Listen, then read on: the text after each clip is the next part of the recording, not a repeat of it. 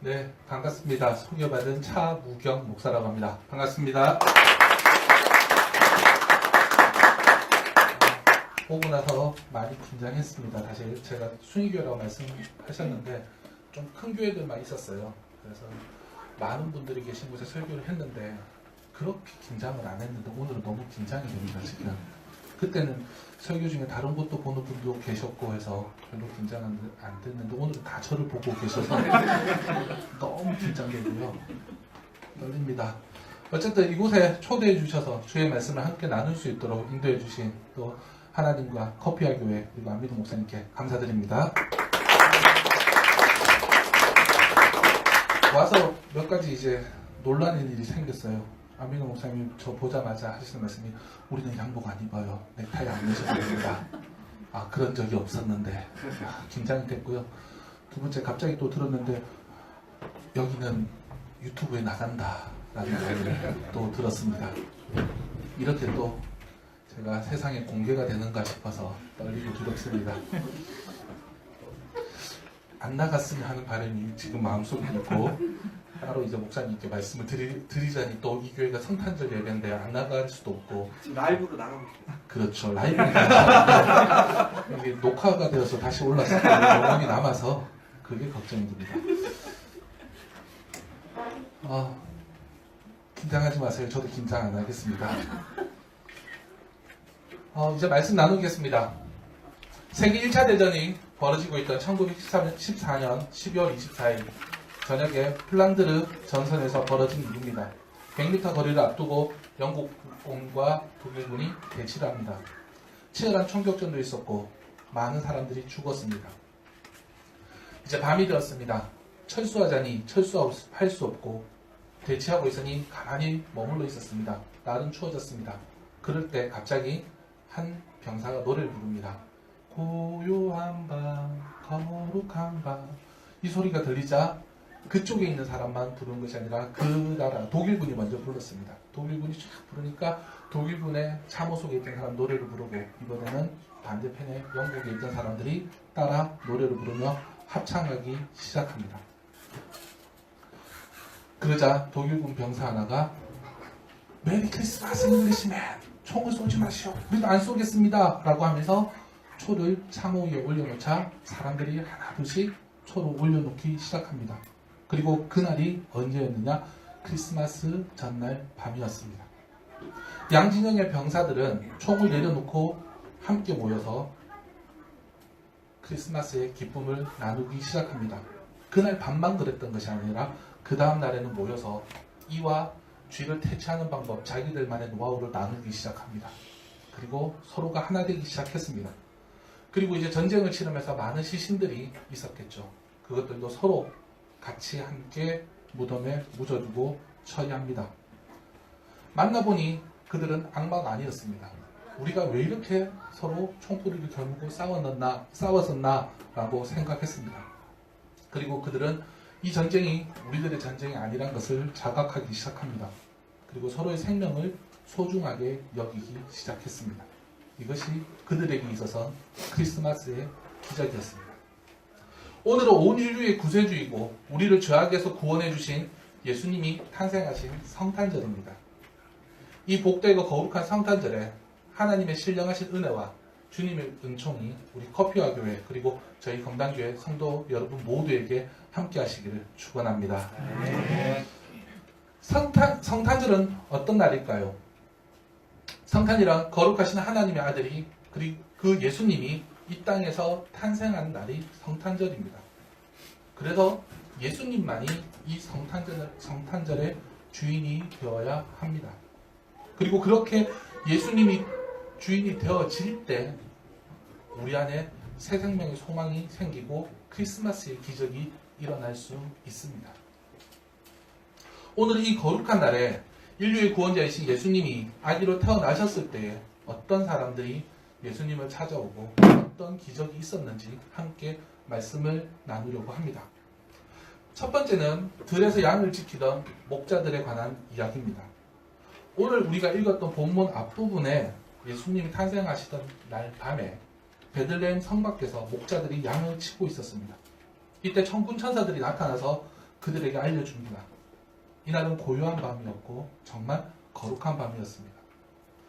밤은 소리 없이 깊어가고 있었습니다. 하루 종일 지친 사람들이 안식을 취하면서 평안히 잠들어 있을 때에 그때였습니다. 베들레헴 성 밖에서는 양치는 목자들이 자신의 일들을 묵묵히 잘 감당하고 있었습니다. 이때 정막을 깨뜨리는 천군 천사의 소리가 들려옵니다. 그리고 하늘에서 밝은 빛이 그들을 비치기 시작합니다. 여러분이 상상하시는 장면 그대로입니다. 목자들은 갑자기 일어난 일에 놀랍니다. 그리고 두려워하기 시작합니다. 누가복음 2장 10절에 천사가 이르되 무서워하지 말라. 내가 온 백성에게 미칠 큰 기쁨의 좋은 소식을 너희에게 전하노라.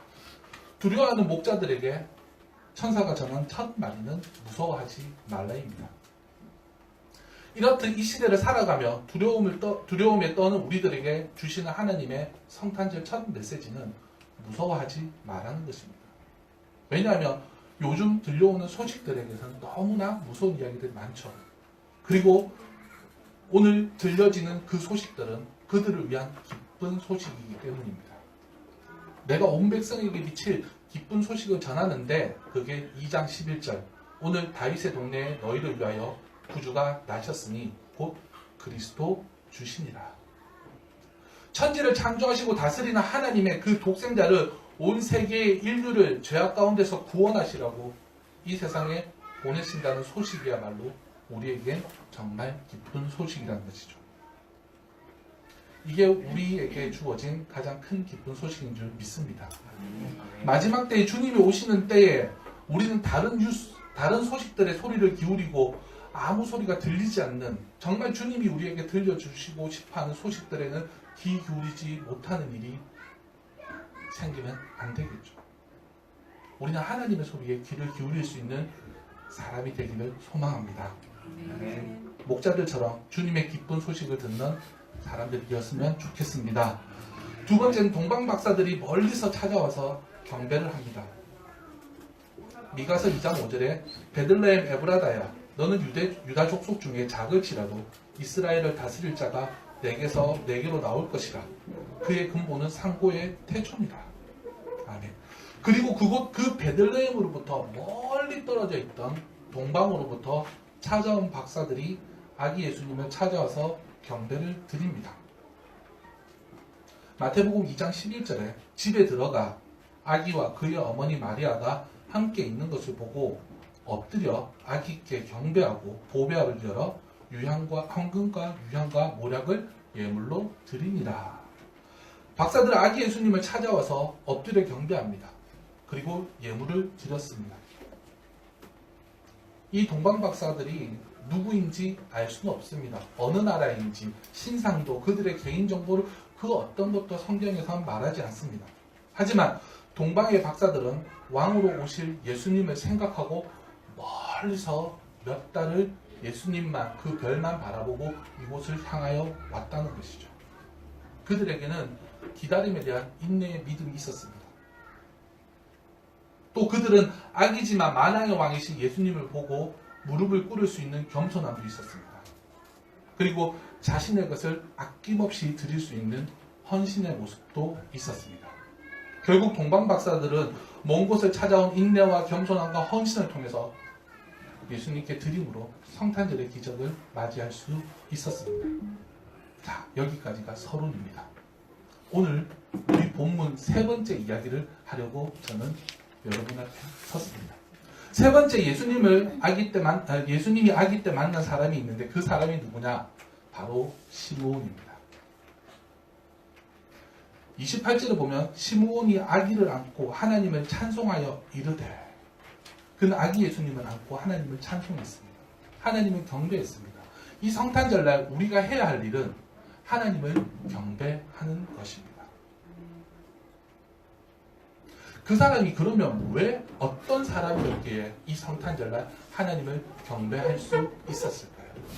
첫 번째, 2장 25절에서 이렇게 말합니다. 예루살렘에 시므온이라 하는 사람이 있으니 이 사람은 의롭고 경건하며 라고 말합니다. 첫 번째, 그는 의롭고 경건한 사람이었습니다. 그 당시 이스라엘이라는 나라는 로마의 지배를 받고 있을 때였습니다. 정치적으로 안정되지 못했고 역시 식민지였기 때문에 경제적으로 혼란이었습니다. 그리고 로마의 문화는 여러분들이 잘 아시겠죠. 도덕과 윤리도 땅에 떨어져 있습니다. 근데 그 시대를 살아갔던 시므온은 이런 시대에 의롭고 경건하다라고 성경에서 말하고 있습니다. 그렇다고 이 의롭고 경건한 이 삶이 세상적인 도덕적 기준에서의 의미만을 말하는 것이 아닙니다. 이 의롭다는 단어의 원어적 의미에서 보면 하나님과 사람의 법을 잘 준수한 사람이라고 나와 있습니다. 한쪽으로만 치우친 의로움이 아니라 이 의롭다고 정직함 안에서는 하나님 보시기에도 세상이 보기에도 도덕적으로도 그는 순결없는 삶을 살아가고 있었다는 것이죠. 그 사람이 하나님께 경배했습니다. 그 사람이 아기 예수가 온 그날 하나님께 경배하고 나아갔습니다. 우리가 하나님이 예수 그리스도가 이 땅에 구원자로 오실 때에 우리가 주님을 경배하고자 하는 그 마음의 모습이 어떠해야 되느냐? 예수님이 하나님 보시기에 세상이 보기에 하나님과 사람에게 더욱 사랑스러워 가셨던 모습처럼 우리 역시 의롭고 정직하고 정결한 마음으로 예수님을 기다려야 한다는 것입니다. 두 번째 시므온은 이스라엘의 위로를 기다리는 자라라고 말하고 있습니다. 그는 기다리는 사람이었습니다. 이 말씀은 하나님이 하나님의 독생자 예수 그리스도를 보내셔서 죄악 가운데서 고통을 당하는 자들을 위로하시고 구원하신다는 말씀입니다. 근데 하지만 안타깝게도 당시 유대 사람들은 자신들이 로마의 식민 지하에 있었기 때문에 누구를 원했냐? 정치적으로 로마로부터 자기들을 구원해 줄 수 있는 사람을, 혁명가를 기다리고 있었습니다. 많은 사람들의 기다림의 목적은 그랬습니다.